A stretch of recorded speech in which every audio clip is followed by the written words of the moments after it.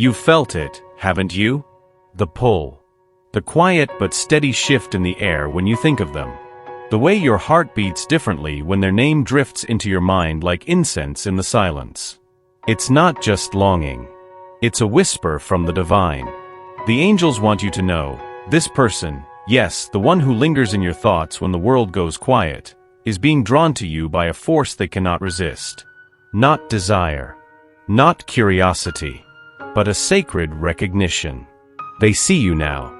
Not just as someone they met, but as someone they were meant to meet. Chosen. Not by chance, but by design. This is not a new connection. It's ancient. Forged in the quiet between lifetimes. Before you were born, your souls touched. And in the space beyond time, they made a silent vow to find you again. And now, the vow is stirring. They don't even understand it fully. But they feel the truth crawling under their skin. That you are the only one who has ever made them feel safe enough to unravel. Who is she? They ask themselves, as if trying to decode the mystery you are. But the angels say, they don't need to understand you. They only need to come closer. Because you were sent not to be understood first, but to awaken what they had buried. The tenderness, the ache, the sacred vulnerability. And now they're ready to cross the threshold, to admit what they tried to deny, to say what once terrified them, I see you, and I need to be near you.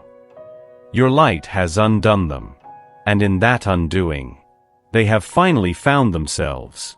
The angels seal this moment with truth, for we are God's handiwork, created in Christ Jesus to do good works, which God prepared in advance for us to do. Ephesians 2 verse 10. There is a door inside them, one they rarely let anyone near. And yet, your presence keeps finding the handle. The angels show me this clearly. This person is not cold. They are not careless. They are terrified.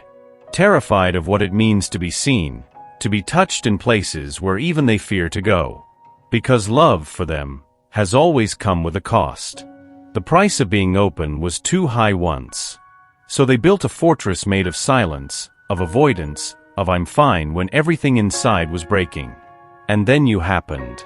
You with your quiet presence, your eyes that didn't demand, only invited.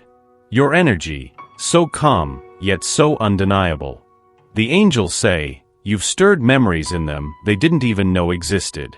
Not just from this life, but echoes of lifetimes where they lost what they cherished most. That's why they pull away. Why sometimes they disappear, why their words come wrapped in confusion or deflection. They're not trying to hurt you. They're trying not to drown. Because when they look at you, they don't see just a woman. They see a turning point. A possibility that terrifies and mesmerizes all at once. And that, dear soul, is not easy to face when you've lived guarded for so long. So if they tremble before you, if they run and return, know this. It's not about you not being enough. It's about them not believing they deserve the kind of love that sees through all their masks. The angels are working gently, peeling back the layers, making space for grace. Be still. You are not losing them. They are just learning how not to lose themselves in you. There are moments, aren't there, when you wonder if loving them means losing yourself. You feel it like a soft ache in your chest. The weight of waiting, of hoping, of holding space for someone still finding their way back to their own heart. But the angels want you to remember, your light is not meant to be dimmed in the name of love. You were not sent to disappear into someone else's healing. You were sent to illuminate, not to exhaust. They are walking through their process, yes. But so are you. And your soul has its own sacred rhythm, its own breath that deserves tending. The angels say, let this be the season where you choose yourself not out of defiance, but devotion. Because when you stay connected to your essence, you become the anchor in this tide. The lighthouse, not the rescue boat. You can love deeply without surrendering your voice. You can offer presence without forgetting your own needs. This connection is not asking you to shrink. It's asking you to rise. So drink your water. Light your candles. Say your prayers. And when the ache returns, breathe. Not everything broken is yours to fix. Not every silence is yours to fill. The angels wrap their wings around your shoulders and whisper, "You are worthy of love that holds you as much as you hold it." Let them come to you when they're ready. In the meantime, stay close to your own fire. It's what called them in the first place. They didn't expect you to reflect them. But that's exactly what happened. Your presence, soft, steady, radiant, became a mirror. Not the kind that flatters. The kind that reveals. The angels say, you didn't just awaken their desire. You awakened their truth. And that truth terrifies them. Because when they look at you, they don't just see someone beautiful. They see who they could become, and everything they've avoided becoming. You reflect their shadows. Their unhealed wounds. The places they tucked away and hoped no one would ever touch. But your love touches it all. Without trying. Without forcing. And that is what shakes them. Because no one else ever made them feel so exposed, so profoundly seen. The angels want you to know, this isn't rejection. It's resistance. A soul not yet ready to stand in its own light. But oh, how they crave it. Not just you, but the freedom you embody. The way you move through life with courage, even when afraid. They watch you more than you realize. And with every glance, their soul whispers, maybe I can heal too. You've become both invitation and revelation. And that is why they run. Not from you, but from what you reveal to them about themselves. But even from a distance, they carry your reflection. And eventually, no mirror can stay turned away forever. Something has shifted. You may not see it yet, but the angels do. A crack has opened in their inner world, and through it, light is starting to seep in. This person is awakening. Not in a grand, dramatic way, but in the sacred silence of moments they can't explain. Moments when your voice echoes in their thoughts. When your presence lingers long after you've left. When they catch themselves reaching for something real. The angels say, it began when you stopped trying. When you simply let your truth breathe. That's when their soul stirred. Because it wasn't your effort that moved them, it was your authenticity. Your willingness to remain whole, even when they were fragmented. Now they find themselves recalling things they never intended to remember. Your laughter. Your stillness. The way your eyes didn't flinch when they revealed their broken pieces. This is how it begins. Not with clarity, but with discomfort. A quiet unrest. A pull they can't name, towards someone who doesn't need them, but sees them. The angels are guiding them gently, removing the armor piece by piece. And in its place, a heart is starting to feel again. They won't say it yet, but it's happening. They are changing. And you were the sacred spark. And I will give you a new heart and a new spirit I will put within you. Ezekiel 36 verse 26. You felt it, haven't you? The rhythm that never settles. The way they come close, and then vanish like smoke. The almosts. The nearlies. The moments that could have been more, if only they'd stayed. But the angels want you to know, this cycle isn't punishment. It's a process. They are caught in a loop, not because they don't care, but because they care more than they know how to manage. Each time they retreat, it's not rejection, it's retreat from the magnitude of what they feel.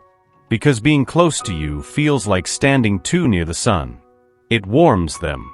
It terrifies them. It makes them believe in things they had already buried. The angels show me this clearly. When they pull back, they are wrestling not with you, but with the voice that says they are not enough. Not ready. Not worthy. And yet, they return. Because even fear cannot sever what's sacred. You are the home they never expected to find. And every time they leave, a deeper part of them whispers, go back. So they come again, hesitant, hopeful, hoping you haven't closed the door. This is the pattern of awakening souls. The dance between flight and return. Between armor and surrender. And though it hurts, this rhythm is refining them. The angels are working in the pause, in the silence, in the space between goodbye and again. Trust this. They're not going in circles. They're spiraling toward truth. There's a softness in your presence they cannot explain. Not weakness. Not naivete. But a medicine their soul didn't know it was craving. The angels say, your love is not loud. It doesn't demand. It heals in silence. It wraps around old wounds like a balm, even when you're not near.